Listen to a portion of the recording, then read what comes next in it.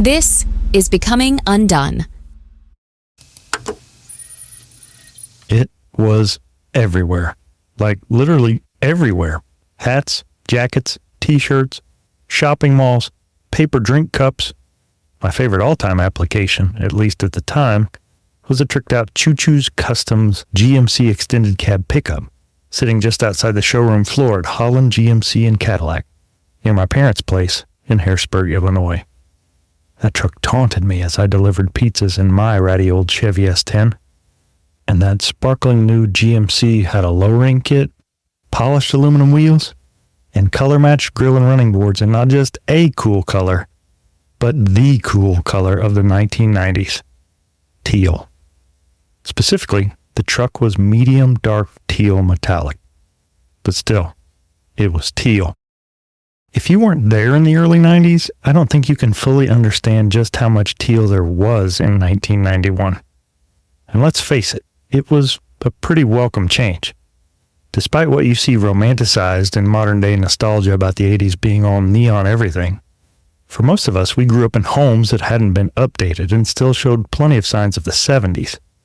Brown, orange, tobacco-stained yellow. My childhood home had this brownish-orange sculptured shag carpet in the living room with yellow linoleum floors in the adjoining kitchen.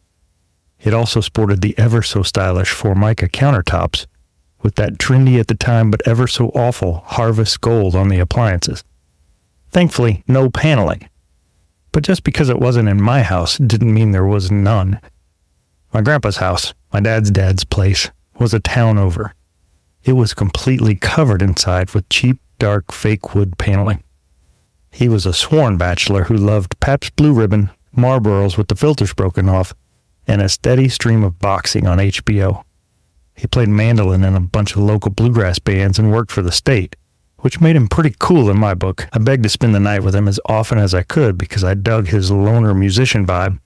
But like most loners, he didn't have much use for kids, especially me. Regardless, I still have a peak childhood core memory of playing darts in his kitchen until 1 a.m. when I was probably 6 years old, on one of the 2 or 3 times he let me stay with him. Instead of Harvest Gold appliances, he had the other must-have color of the era, avocado green. So yeah, much of my childhood was spent in a color palette now reserved for puke and or poop emojis. But sweet salvation was coming. In the early 90s, along came teal. And if you were really cool, purple and teal. The first article of clothing I can remember buying with my own money was a $100 San Jose Sharks starter jersey. Adjusted for inflation, that's $230.59. Probably more tomorrow at the rate inflation's going. But anyhow, I worked 2 jobs to pay for it. One as a dishwasher at a bed and breakfast, and another making pizzas. As cool as that jersey was, is, I still have it. What with the shark chomping through the hockey stick and the bold teal base color with the black pinstripes, it was an iconic 80s and 90s brand starter's most popular team. According to an informal fan poll on Ranker.com, the Sharks come in at just 5th. Even some classic franchises got in on the wave of teal. Most notably in my memories, the Seattle Mariners and the Detroit Pistons. And I'll shout out one of my all-time favorite podcasts, 60 Songs That Explain the 90s, and its creator and host Rob Harvilla, with a top 10 list planted right here in the first few minutes of this series, inspired by his work. So here are the top 10 starter jackets from the 90s as uploaded by Sports Mockery on Ranker.com, even though they put the apostrophe for the 90s in the wrong place.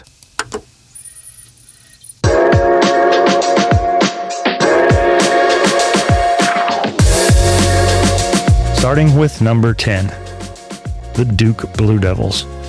Yuck. Number 9, the Phoenix Suns. More on them later. Number 8, the iconic North Carolina Tar Heels. Number 7, Dallas Cowboys, America's team. Number 6, the Orlando Magic. Number 5, those San Jose Sharks. At number 4, the San Francisco 49ers. Number 3, the Miami Dolphins. Number 2, Chicago Bulls. But the top of the list, number 1, the Charlotte freaking Hornets. No one seems to know exactly why the expansion Hornets gained an almost cult-like following among teens in the early 90s. But that iconic Hornets starter jacket was either chicken or egg. Were the Hornets popular because of the jacket, or were the jackets popular because of the Hornets? In my case, yes. Author Katie Baker once referred to the unmistakable purple and teal nylon coat as the starterest starter jacket of all time. And she's not wrong. I saw a meme just last week that showed that glorious Hornets version of the iconic starter winter outerwear essential with text that said, "No one knows why, but at some point in the 90s, every kid owned this jacket." Please understand, that wasn't just a meme. That was 100% factually accurate. Admittedly, the starter jacket, despite its stranglehold as a social status symbol in my world in the early 90s, later fell on hard times. As a matter of fact, I'm working on another documentary on the starter company itself. But over the years, as the 90s gave way to the 2000s, those mountains of cool kids' jackets eventually became marginally cool, and then not cool at all. Mine was holed up in my parents' extra bedroom closet for nearly 30 years before they threw it out with a bunch of my other stuff that I actually wanted back at some point. Thanks, Mom. Like most others, though, it ended up donated to Goodwill or Salvation Army or somewhere else. If my mom had known how much an authentic starter jacket would eventually go for, there's no way she would have done anything other than sell it on Facebook Marketplace. Sadly, instead, my coat likely faced the same fate of millions of others, where they became like the unofficial uniform for crackheads and the unwashed masses of the 2000s. If homelessness, drug use, military fatigues, and 90s pop culture were depicted on a Venn diagram, the Charlotte Hornets starter jacket would live proudly at its core. One click over from that previously mentioned meme about all of us 90s kids owning one was another image. This time of an unkempt bearded dude looking like he's headed to harvest your catalytic converter with his Hornets jacket on, with the words, "I'm looking for your high theft merchandise." Another read, "This jacket said you were cool in the 90s" across the top, and across the bottom said, "Today it means you're in drug treatment." Ouch! It had indeed been a mighty tumble from the pinnacle of cool in the early 90s to the grungy shelves of the thrift stores and the chosen attire of street criminals a decade later for starter. And just like that crackhead, the Starter Corporation itself had fallen on hard times too. While my earliest recollections were as a status brand of my youth in the early 90s, Starter actually started in 1971 when founder David Beckerman created a company focused on producing, his words, high-quality athletic jackets.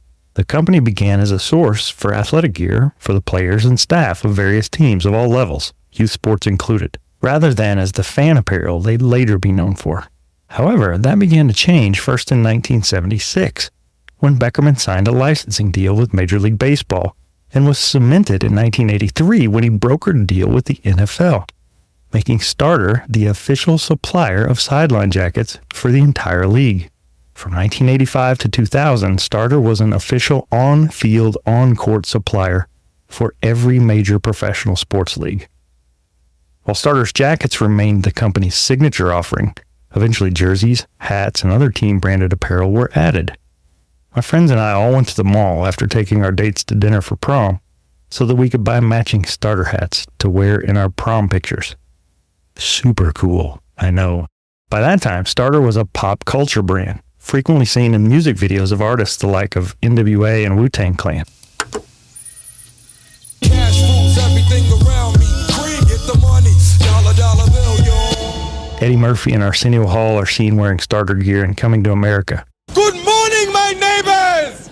R&B group Jodeci repped 4 different teams and jackets on the back cover of their 1991 album, Forever My Lady, with lead Casey Haley and member Mr. Dalvin DeGree wearing white pinstripe Chicago White Sox hats, and Joel Haley and Devontae Swing rocking black ones.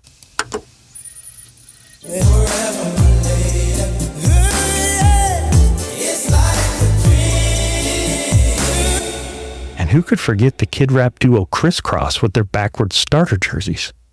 They wore their matching jerseys from UNC, Duke, the Oakland A's, the New York Yankees, the LA Raiders, the University of Illinois, the Chicago White Sox, plus LA Lakers starter windbreakers, all on backwards, Not to mention, for some reason, massive fur-trimmed, fully zipped winter coats on the beach in the video for their 1992 hit, Warm It Up.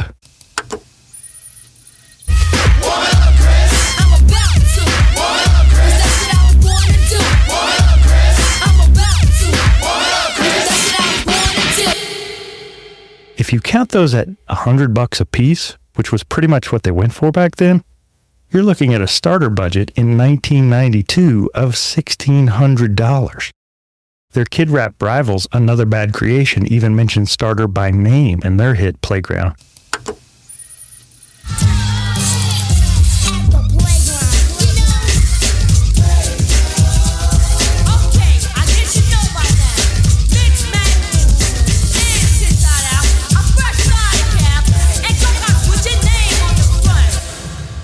Which probably featured, a rough guess, $30,000 worth of branded gear on the 5-kid group and their whole crew in the song's video.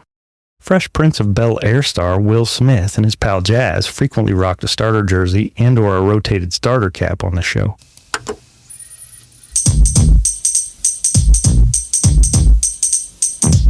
Now this is a story all about how my life got flipped, turned upside down, and I'd like to take a minute, just sit right there. I'll tell you how I became the prince of a town called Bel-Air. I didn't have time to do a deep dive here, but let's just say it was a key part of the aesthetic. The star was everywhere. But sadly, it didn't last. That star flamed out. Media reports of kids being robbed at gunpoint for their Nikes and their starter jackets became increasingly common. The brand started to tank. Beckerman tried to save it by taking the company public. But in 1999, Starter was bankrupt. What was left of the company was snapped up for pennies on the dollar by one-time rival Nike and relaunched as a, hold your nose, value sportswear brand in 2004 with no licensing deals. Something like a Wish version of Nike or Reebok at the time, before there even was a Wish. I remember the horror when I saw the once revered S with a star logo on a pair of basketball shorts hanging on a rack at Walmart for $8. I almost cried. A shell of its former self, Starter remained a non-licensed, no team-affiliated cheap sportswear brand from 2004 through the 2010s, being acquired by Iconics along the way in 2007.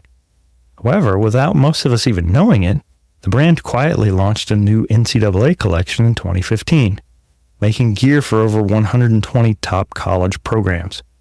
In 2017, they launched an Amazon store. And in 2018, Starter became the official brand and uniform of the short-lived Alliance of American Football. Sadly, that league ended up folding just 8 weeks into what was a planned 10-week inaugural season. Ouch. There may be an episode or even a series about that one in here at some point. But all of that happened without me knowing it. I was thrilled to discover that Starter was back earlier this year.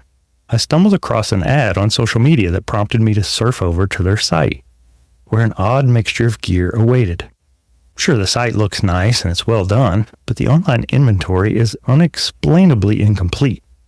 While all the leagues are present, not all the teams are there, and some teams only have a t-shirt or a hat available. I immediately looked for a coat.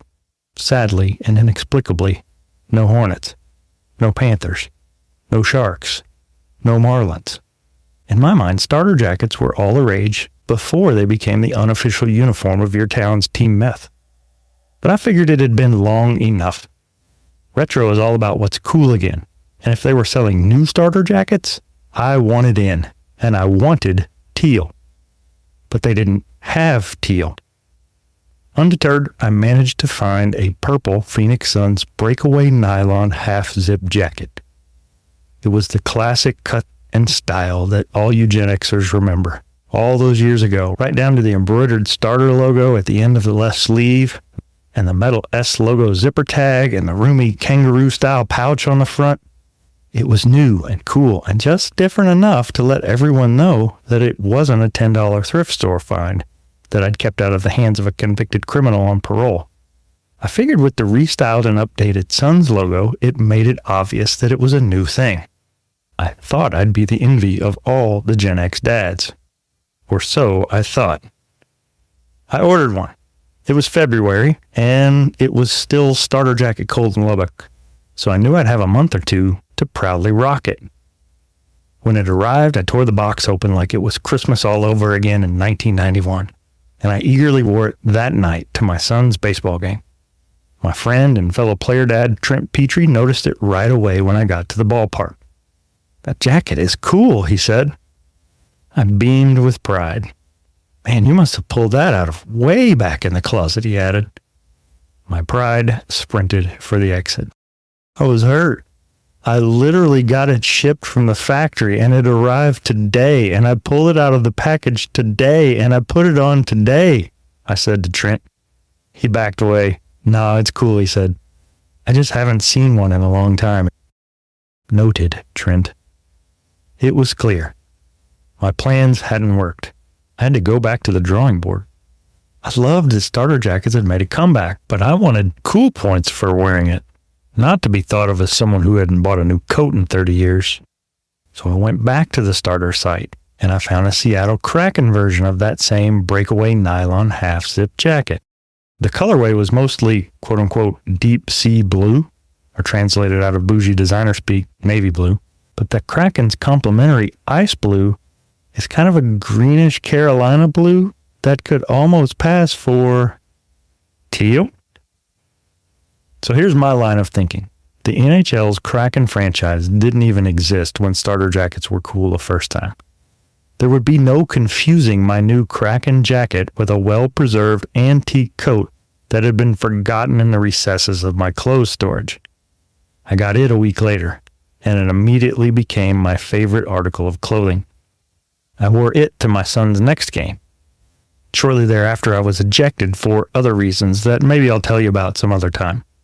I'll just say I was framed by another parent-player dad and leave it at that. Anyhow, as cool as my Kraken jacket is, it still isn't a Hornets jacket. Sidebar, in researching this episode, I actually found a somewhat sketchy site that had current modern Hornets starter jackets for sale, with the new logo and everything, for just $85 and free shipping. So I ordered it. Stay tuned to a future episode to see if it actually arrives and becomes my shame-inducing third new starter jacket of 2024. But back to 1991. Emblazoned with that now iconic cartoon hornet dribbling a basketball surrounded by the tackle twill block lettering spelling out Charlotte arched over the top and Hornets scooping upward on the bottom, if you were a kid in the 90s, and even if you didn't have a Hornets starter jacket, and to be clear, I did, you knew someone who did. At $150 $1991, that was almost $350 to rep a team most of us didn't even know about. Not yet, anyway. So thinking back to that chicken or egg conundrum, I can't remember if I got my Hornets starter jacket because I thought it was cool. And again, to be clear, it was, or because I was following the team, which to be even clearer, I eventually did. Either way, what was not to love? The Hornets franchise joined the NBA in 1988, along with the non-teal Miami Heat. And you could argue that Charlotte's trendy purple and teal color scheme was a direct rejection to our growing hatred of the dingy colors we were all used to. However, today, in hindsight, I'd say their specific use of the palette threw the whole thing into a whole new orbit. For me, without a doubt, I love the logos and the color schemes of the San Jose Sharks. But somehow they fell short for me. I never played hockey, and have only tried ice skating once in my life. But where the Sharks fell short, the Hornets came strong. I loved basketball, and I loved new stuff, and new teams, and young stars. The Hornets had all that and more. The expansion Hornets owed their first version 1.0 to Carolina businessman George Shinn, a self-made millionaire who famously finished dead last in his high school's graduating class. Although Shinn was a huge baseball fan, his efforts to bring an MLB club to North Carolina fizzled out, so he turned his attention to basketball. Deep in the heart of ACC country, Charlotte was an epicenter for college hoops, so it made sense to try and bring big-time basketball to the area. Famously, the branding for those uniforms created a stir before the first head coach, Dick Harder, had so much as a single player on the roster. Legendary designer and North Carolina native Alexander Julian came up with the unique and eventually decade-defining color palette, along with the cool pinstriped uniforms. Accounts of the time aren't clear about who actually designed the logo, but all I know is that I thought it was all very, very cool. I posed for senior pictures in a cheap cotton tank top knockoff replica of the Road teal version. Mine didn't even have pinstripes, but I still loved it enough to pose for the most important pictures of my life at the time. So in 1987 and 1988, Charlotte had a ton of momentum behind the idea of basketball. But colors and logos and pinstripes will only get a basketball team so far. What they needed was a team consisting of actual basketball players. And that works for me as well. Growing up in rural southern Illinois, I was a huge Kentucky Wildcats fan.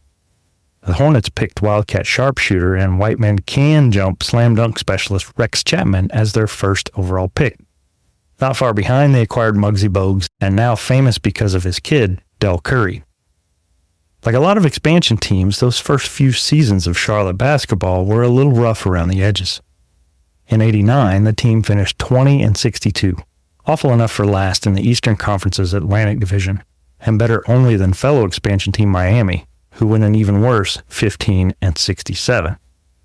Despite how bad their guys were on the floor, Charlotte supported their new team, where they led the league in attendance with nearly 950,000 fans in the stands for the year. The next season, in '89-90, their record actually got worse, as they went 19-63, and fired Coach Harder along the way at 40 games into the season. But again, bad basketball still managed good support, with attendance actually higher than their inaugural season. Over 979,000 fans made it through the turnstiles to watch games that season in Charlotte Coliseum. The roster was still filled with names I'd never heard of, and in a pre-internet Stone Age, it was hard to get Hornets highlights in Southern Illinois with no cable television. I'll tell the story of the ex-county sheriff who sold illegally chipped satellite receiver systems at another time, but let's just say that I knew they had Kurt Rambis, the doofy white guy with the goggles that used to play for the Lakers. And then they added University of North Carolina big man J.R. Reed. Other than that, I just rocked my jersey and jacket and hoped no one asked for specifics that might out me as a t-shirt, or in my case, starter jacket fan. Not much changed in '90-91, as I started seeing my first varsity action as a high school basketball player myself. At the same time, the Hornets started trending in the right direction. They posted a 26-56 record, which was, again, dead last in their division, but still good enough for a franchise record 26 wins. Hey, it's easy to set franchise records when your team is a whole 3 years old. However, in the midst of all that sucking, something happened. The Hornets started to actually add some talent through the draft, or through their trade leverage that comes from having top draft slots due to horrible season records.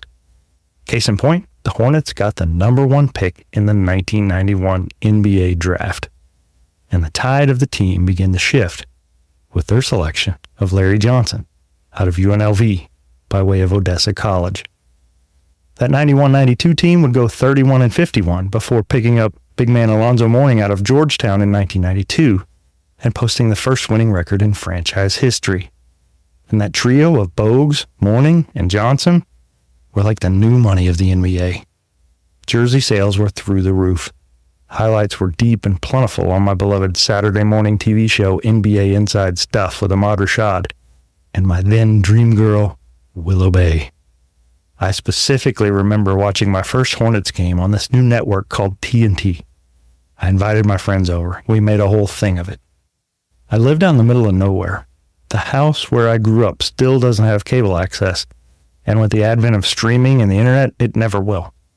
But somewhere in my childhood, we got a 10-foot satellite dish, and some random November or December of my junior year, I distinctly remember eating popcorn and watching the Hornets with my 2 best friends, Brian and Mark.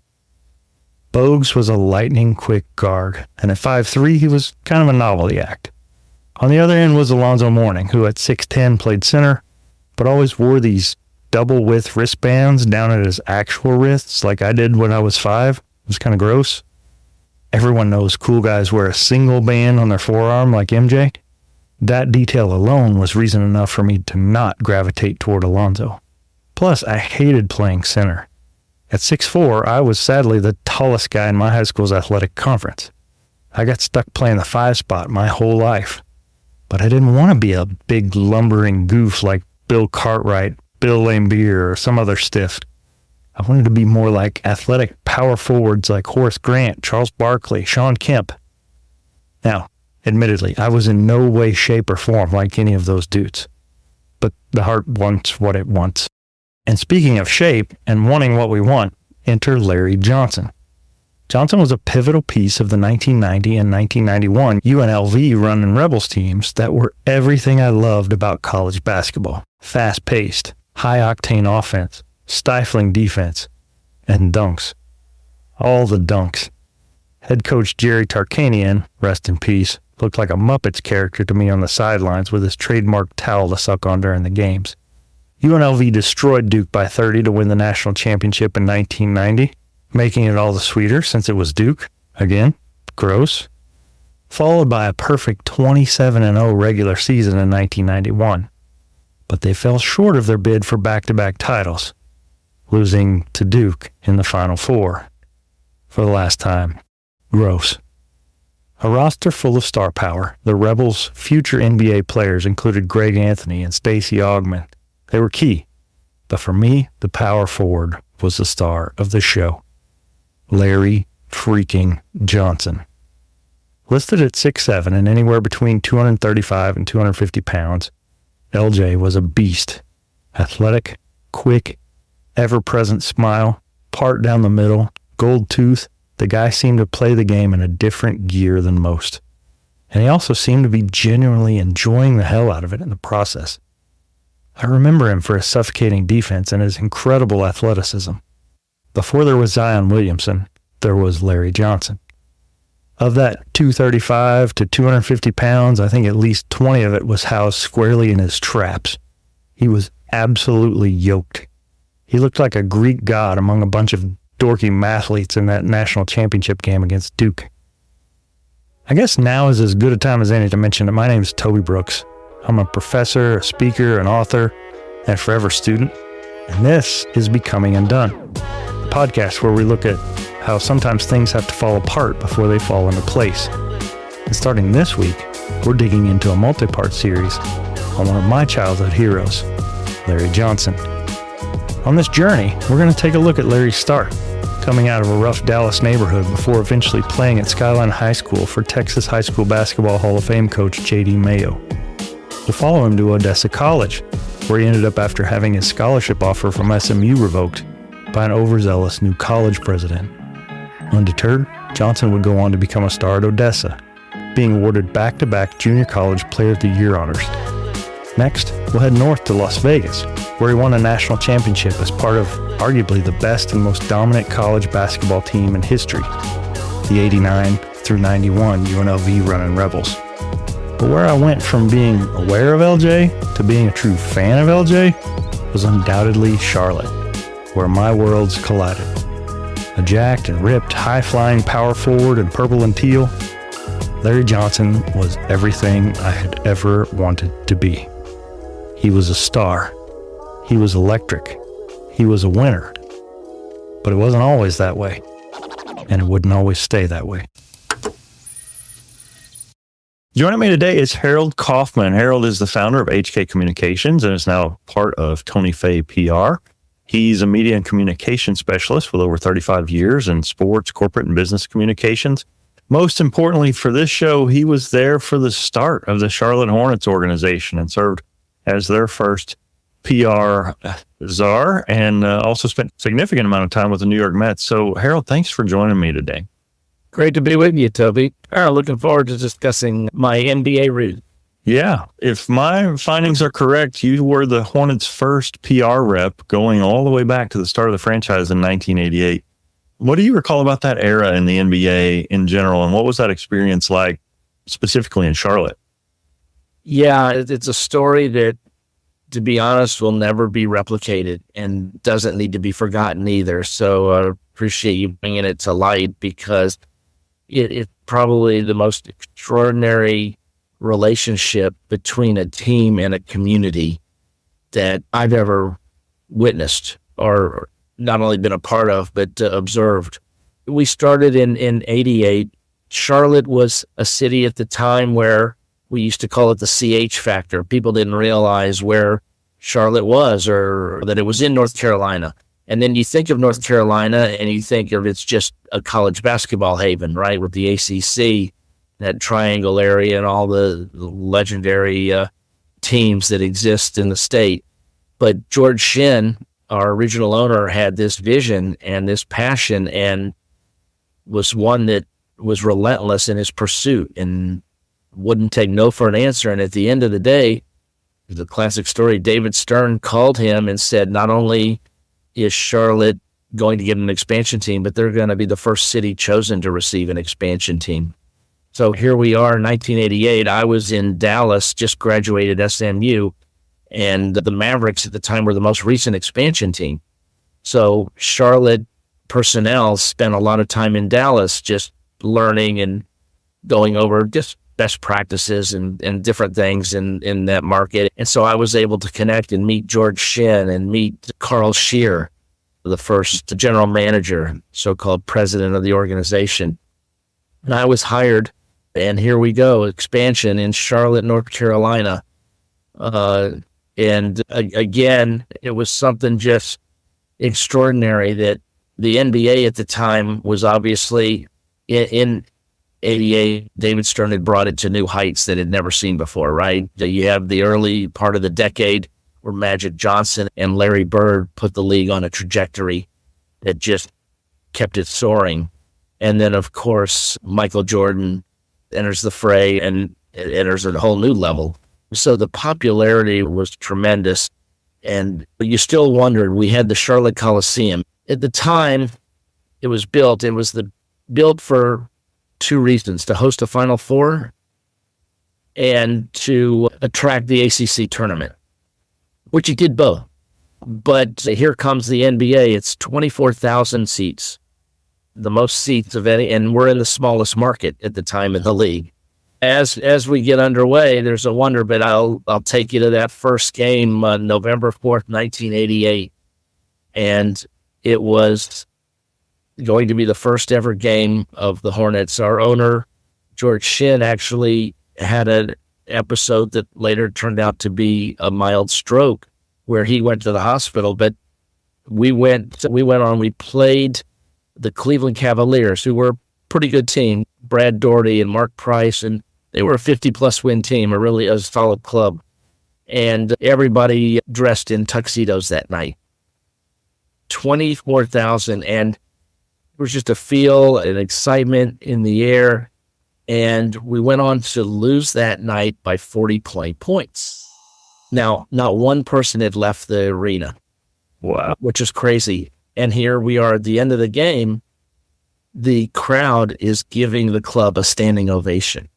And our players are looking around as to maybe they're just cheering, but they were cheering just the fact that the NBA was there, and there was an appreciation and an excitement just for the fact that here we are watching a team with Charlotte across their jerseys. Sure. And an acknowledgement that the NBA had arrived. The wins and losses at that time didn't matter. What mattered was we were relevant. We were now on the map. This is Charlotte entering a realm and a recognition that it never had even experienced in the past. So that was a special night, even though we did lose, like I said, by 40. Yeah, at that time, certainly, as you said, ACC basketball had deep roots there, and NASCAR, obviously. But that predated the Panthers or the Hurricanes or any of those other teams. Charlotte was a city on the rise.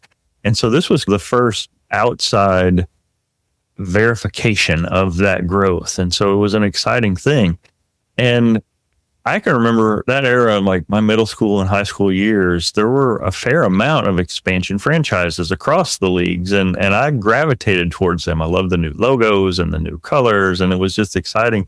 It felt like it was my team as opposed to, like you said, the Mavericks, or thinking way back, like the Houston Astros. When those teams were added, that was a previous generation's new team. So we now know that there were familiar names, Rex Chapman and Muggsy Bogues, those early years. But despite that, the team really struggled. But as you said, the support was incredible. From those first few seasons, How would you describe what the fans' reaction was to the on-court product? Because it was not Duke or North Carolina elite tier success. No. You know, what immediately translated to the fans was, even though we weren't winning in particular, this was basketball at the highest level. And nobody was more passionate than the sport of basketball than what you would find in the state of North Carolina. And so it almost told you, wow, we've got Magic Johnson coming to our market. We've got Karl Malone coming to our market. Players of that stature. And early on, it was just a place to be seen. It was the thing to do. We controlled the controllables. And what I mean by that is we made sure that the experience was at the highest level. And that goes into the detail of the music played during timeouts and the entertainment at halftime and all the different ancillary kind of promotions that you would have throughout the games. And it was always moving, and it was always fun, and it was always loud, and people were engaged.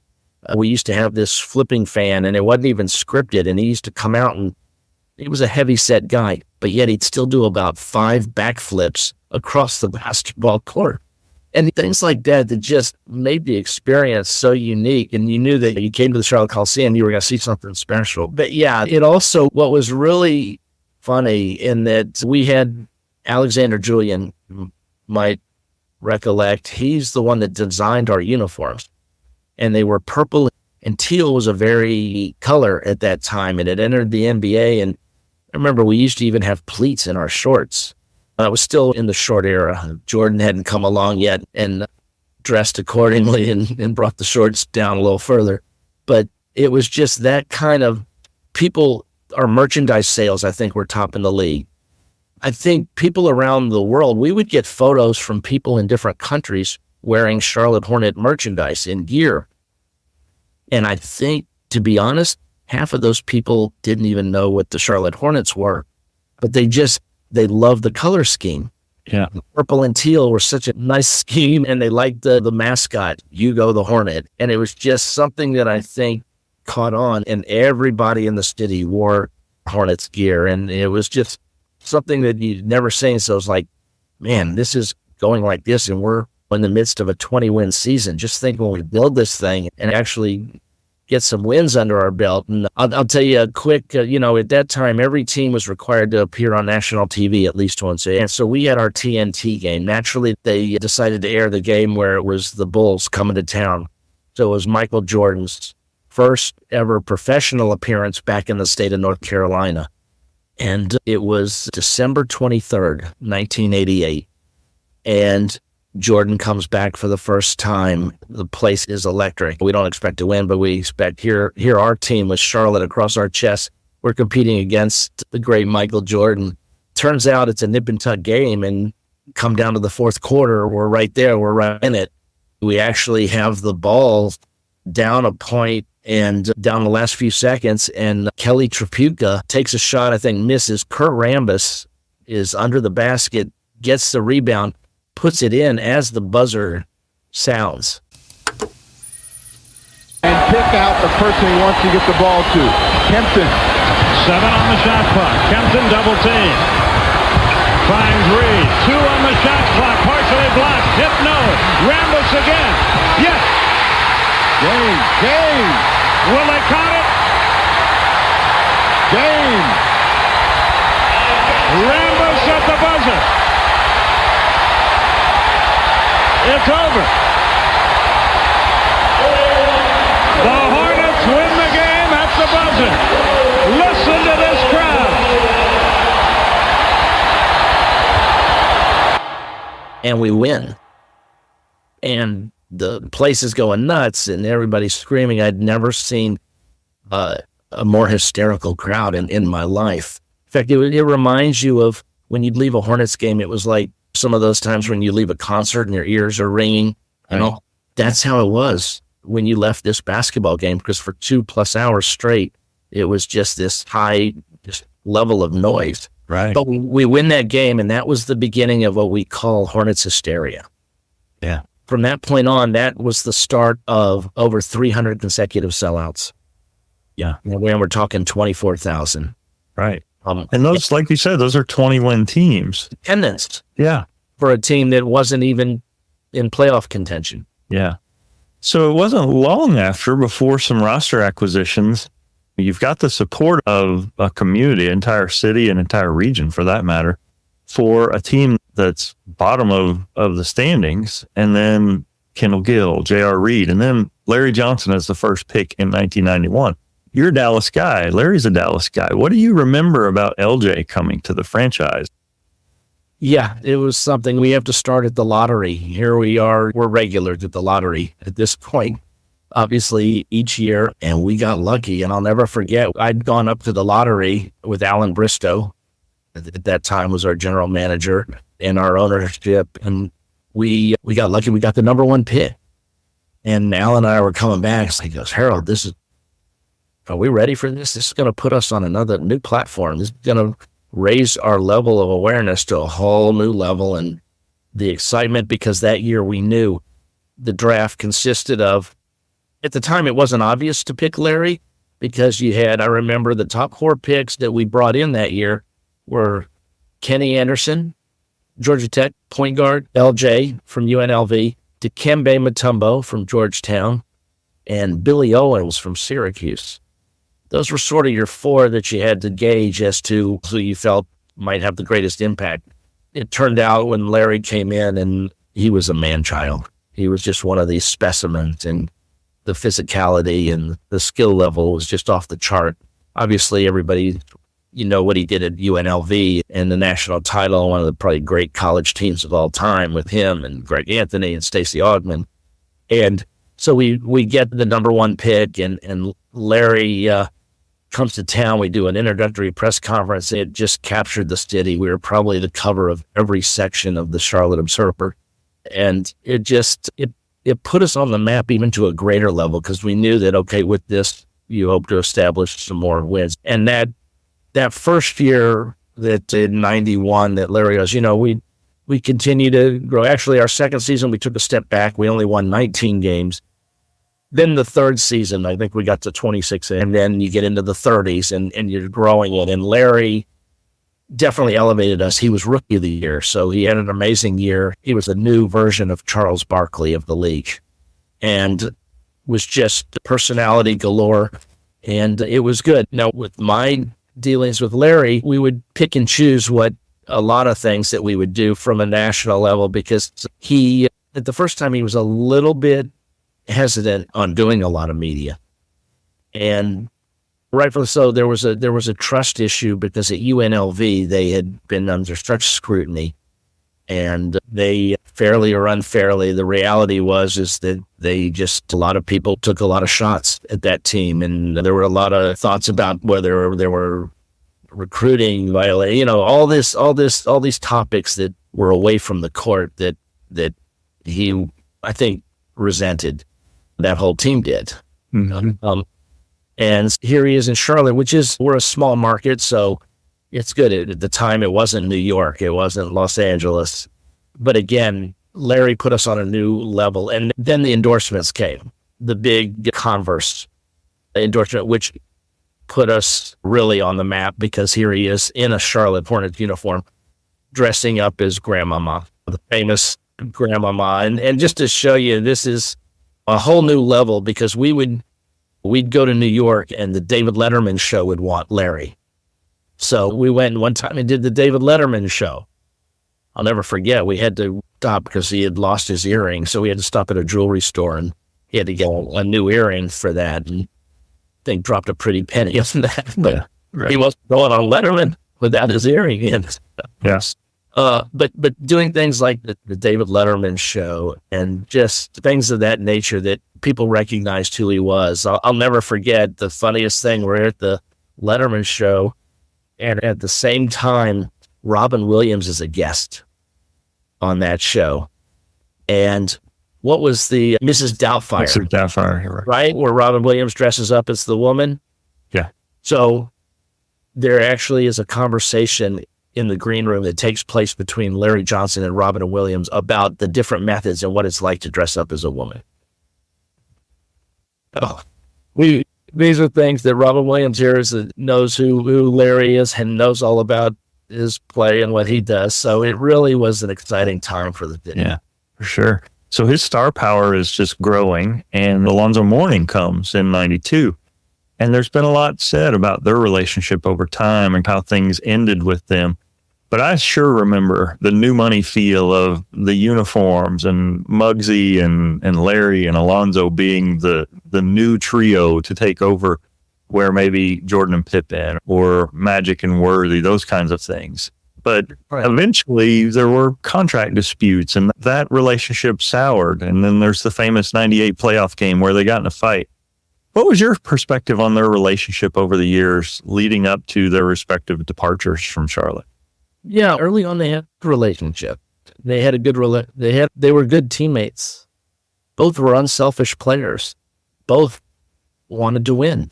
In 1993, we played the Celtics in our first ever playoff series in appearance. And Alonzo hits the shot at the top of the key, Game 4, which essentially clinches that series for us. There's photos, Larry and Alonzo just hugging, and there was a camaraderie, and they were fine. And Muggsy was the glue too, because, Muggsy made those guys better. Because Muggsy noted for being 5'3", but at that time, Muggsy was as good of a playmaker as there was in the league. He could get to anywhere on the court he wanted. He could set those guys up, and he was a good match. You had Del Curry, who opened up the floor, right? Who was great three-point shooter. Not as good as his son, as we know, but for us, Del was as pure a shot as there was in the league at the time. And so everybody felt we'd reached that plateau where we'd crossed over to becoming a 50-win team. Were we good enough to beat those Bulls teams? No, we weren't alone either, but no, nobody was. But we really had a team that we felt could contend. And then the contract situation happened where Larry signs the $84 million deal. And hurts his back and things, and a lot of people noticed that maybe doesn't have the same type of explosiveness that he had before when he first came into the league. And then the contract comes up for Alonzo Mourning. And George Shinn, at the time, the offer to Alonzo would have made him the highest paid player in the league. And both guys have egos and all, and they wanted to get paid, but I don't think there was a resentment. They understand that when one guy gets paid, it's good probably for everybody in the long run. Mm-hmm. Alonzo obviously decides to go to Miami. I think Pat Riley and Miami obviously made an incredible offer and so forth. And so we lose Alonzo to Miami. But then I think there might have been some resentment in here and there, and maybe if we'd have stayed together, who knows what that team could have become and done, but it didn't happen. In the heat of competition again, you see the Heat and the Knicks and things happen. Yeah, right. I know I grew up in rural Midwest Illinois, and you mentioned people from all over the world who don't even know that it's a basketball team, except that the cartoon logo has a basketball in his hands.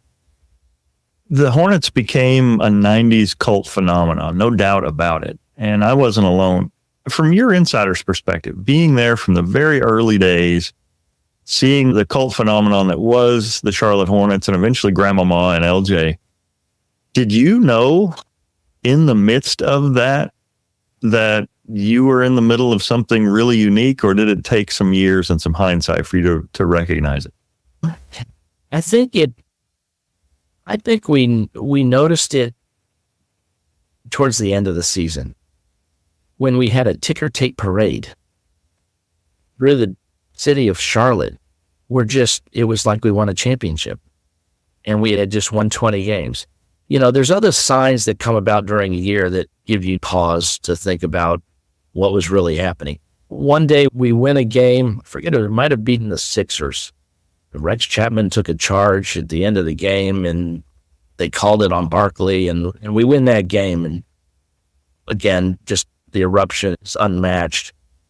And Tim Kempton, who was reserve role-type player, in essence, somewhat fringe NBA player, ends up on the front page of the Charlotte Observer in this doctor's gown and all of a sudden he became Dr. K. And those are the types of things that would happen these guys were like rock stars. And this was 1 through 12. And anywhere they went, they'd get standing ovations. Anywhere they went, restaurants would want to give them a VIP treatment. It was a phenomenon. Things like that would just take place during the season. You're like, wow, this wouldn't happen anywhere else for any other team. But again, there's only one time where you're going to be the first professional franchise in a market. And that's what we were experiencing really throughout the whole season. Yeah. Play a quick word association game. When I say starter jacket, what do you think of? I think of LJ. Ew. I think of Larry Johnson. I think of Alonzo. I think of just the star power, that the relevancy that we had guys that a company like Starter would want to engage with. Yeah.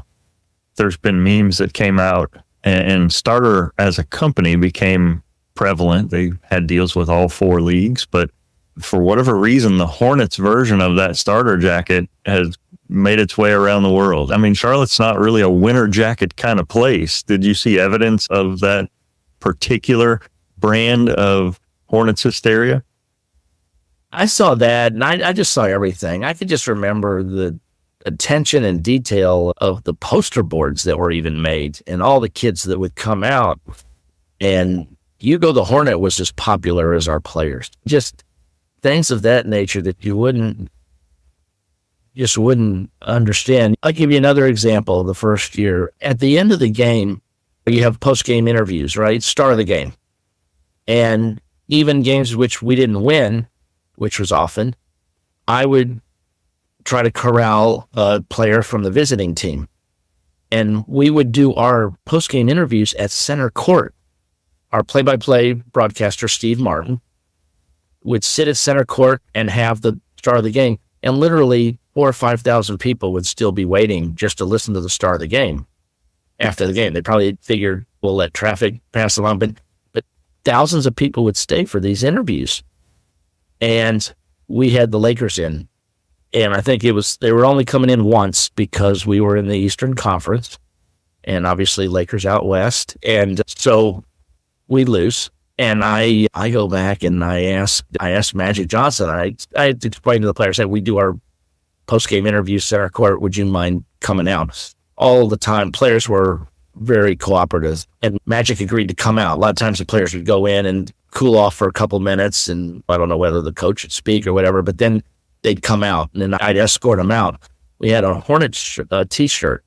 We gave Magic a Hornets t-shirt. It's just what we did. We handed out Hornet anything and everything to anybody, and Magic, being the marketing guru and genius, he sits there at center court. He's going to do the interview in front of these thousands of fans who were just adoring and cheering him. They knew we weren't expected to beat the Lakers, right? He puts on the Hornets shirt. Here's Magic Johnson sitting there with a Hornets t-shirt on, and the place is going nuts. And that's just a symbol of a respect. And the players knew this, and coaches were famous for saying, guys, pray that this crowd shuts up because it's our only chance. I remember hearing that quote. We used to gather quotes from the opposing players as to what their experience was like, or what was the atmosphere like for them, or what was their impression of playing in the Charlotte Coliseum.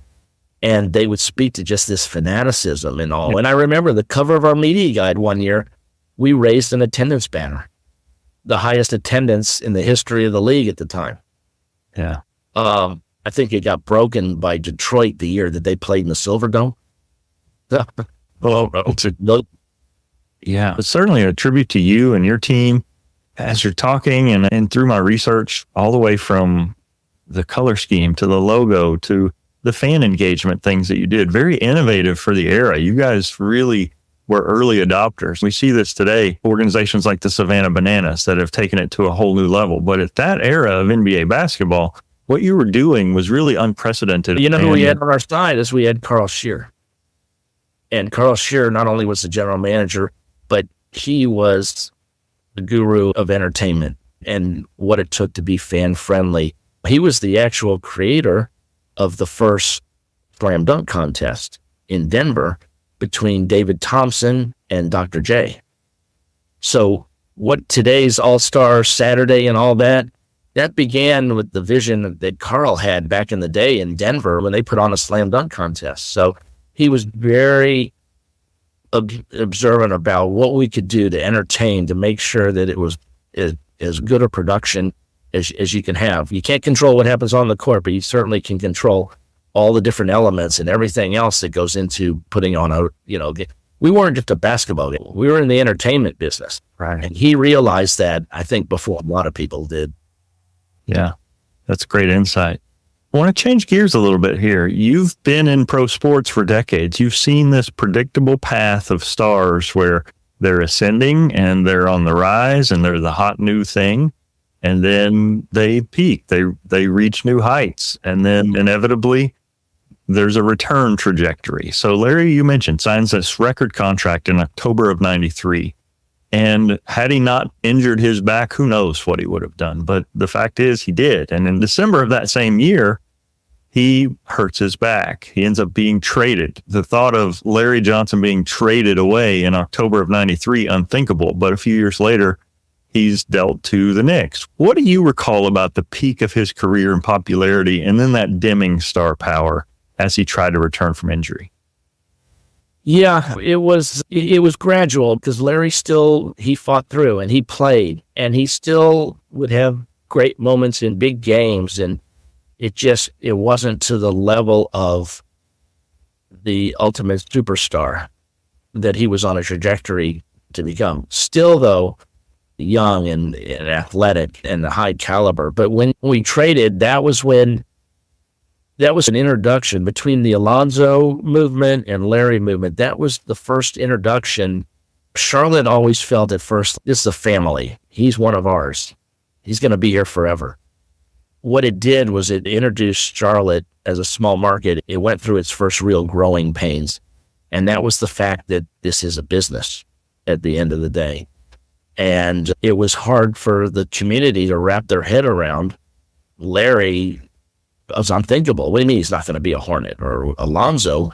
How do you not sign Alonzo? He's the franchise and things of that nature. And it was the indoctrination as Charlotte grew up a little bit into, okay, this is a business. Players are going to come and go. And that's what took place. He went to the Knicks. Ironically, we played them in a playoff series. And Larry, with his big L, the L motion, he came in and he put one on us. And the Knicks beat us in a playoff series that he played against us. But in return, we got Anthony Mason. Bob Bass was our general manager, and he did such a great job of keeping us competitive and trying to get the best return possible for a situation that was very tough, in that we knew a player was leaving, but what could we do to still get a return that could keep us at a very competitive level?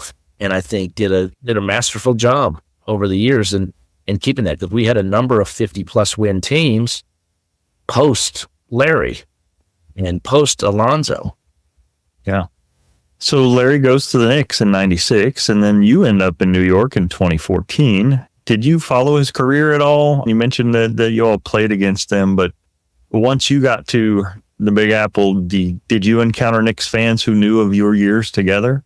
No, because I was in a completely different arena. I was in baseball, so I was with the Mets. And obviously I had a number of connections in the media, and still do to this day, of a lot of the NBA pundits and media that know the history of those years. And I know Larry, I think, is still doing some ambassador type role with the Knicks, which is great. So he'll live forever in the memories of that classic 4-point play. And he basically carried them, a big part of them making that run to the finals that one season as well. Ended up really establishing himself in New York and ending up having a great career. Yeah. And famously, not the explosive post player down low, but an outside threat. He really transformed his game after the injury. So it's really how that fits in with my show, because he started on a trajectory to be one thing.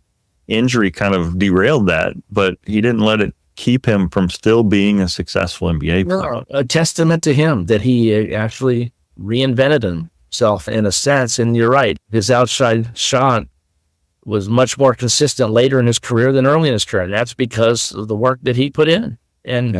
But he just had such a variety. He found ways to score. Yeah. You almost can't define him in one way, except that Larry Johnson could put the ball in the basket. Right. Well, you're an SMU alum, and famously, Larry signed with SMU out of high school, and I don't know how the years aligned, but any memories you have of this McDonald's All-American out of Skyline High School going to SMU and then suddenly Odessa College? I wasn't, affiliated really with the athletics department or any part of that. I watch, obviously, you hear on the news and all, and that I think SMU did not accept Larry from an academic standpoint, which is very ironic, right, for what SMU endured, experienced in the late 80s with the death penalty eventually. But at the time, I remember when there was talk about him coming to SMU, it would have put SMU on a new level, obviously. And instead, he goes to Odessa, then he goes to UNLV, and then all you could do is visualize, wow, what if that was playing at Moody Coliseum in Dallas? But he went on to UNLV, and Coach Shark and those guys had a run for the ages those couple years. But who knows what it would have been like had he finished in Dallas. For sure. And last one, what would you say is your most vivid or cherished Larry Johnson memory? Gosh, most cherished Larry Johnson memory. I think just the memory of when you'd go with him to an appearance, how he was just so revered. And my memory is just that smile. He had the gold tooth, which was noted, and just this smile and how people would react to him. I think that's just the greatest memory, and that I think he understood that when somebody would encounter him, that it was like the biggest moment that they've had. And he would take the time, and especially with kids, and he had a good heart. Absolutely. He really did. He had a good heart, and there was a really nice, sensitive side to him. You wouldn't always know, but I think just that smile and how contagious it was is what you always visualize. Harold, thank you so much for your time today. It's really been a pleasure, and I appreciate your insights into this really unique season in NBA and Charlotte history. No, thank you, Toby. I enjoyed it, and of course, wishing you all the best. Yeah. If folks want to follow your work, where can I point them? Go to TonyFayPR.com. You see a lot of our different clients, and it gives you a little depth. And right now, I also work with David Meter, who's an agent who has a sports meter, and do all PR and marketing for all of his clients. And we have a number of major leaguers as well. I'm transitioned. I'm living full-time in Florida. So my wife and I enjoy it down here, and it's our happy place. Yeah, for sure. Awesome. Thanks so much. I'm Harold Kaufman, and I am undone. I'm thankful to Harold for dropping in today, and I hope you enjoyed our conversation. For more info on today's episode, be sure to check it out on the web. Simply go to undonepodcast.com/EP92 to see the notes, links, and images related to today's guest, Harold Kaufman. Next time on the Becoming UnDone docu-series, The Making and Remaking of Larry Johnson, I talk about the famous Pony Express recruiting scandal that rocked all of college athletics, most specifically Southern Methodist University in Dallas, and how that event likely impacted where Larry would end up going to college and potentially impact his life forever. And I catch up with Larry's high school coach, Texas Basketball Hall of Famer and longtime Dallas Skyline head coach J.D. Mayo. That and more on Becoming UnDone. Oh, and by the way, I should have trusted those instincts. That site I told you about earlier in the episode where I thought I'd found that dreamy new Charlotte Hornets starter jacket, yeah, it suddenly disappeared from the web today. It was, in fact, a scam. I had to cancel my credit card and submit a fraud claim. Oh, joy.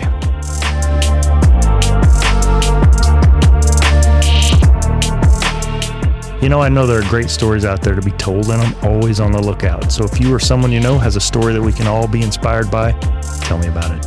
Surf on over to undonepodcast.com, click the contact tab in the top menu, and drop me a note. Becoming Undone is a Nitro Hype creative production written and produced by me, Toby Brooks. Tell a friend about the show and follow along on Facebook, Instagram, and LinkedIn at Becoming Undone Pod. And follow me at Toby J. Brooks on X, Instagram, and TikTok. Check out my link tree at linktr.ee/Toby J. Brooks. Listen, subscribe, and leave me a review at Apple Podcasts, Spotify, iHeartRadio, or wherever you get your podcasts. Remember, you can't beat what you can't catch. Okay, Granny, one-on-one, me and you. That was a lucky shot, Grandma. I'll see you again next Thursday. Until then, keep getting better.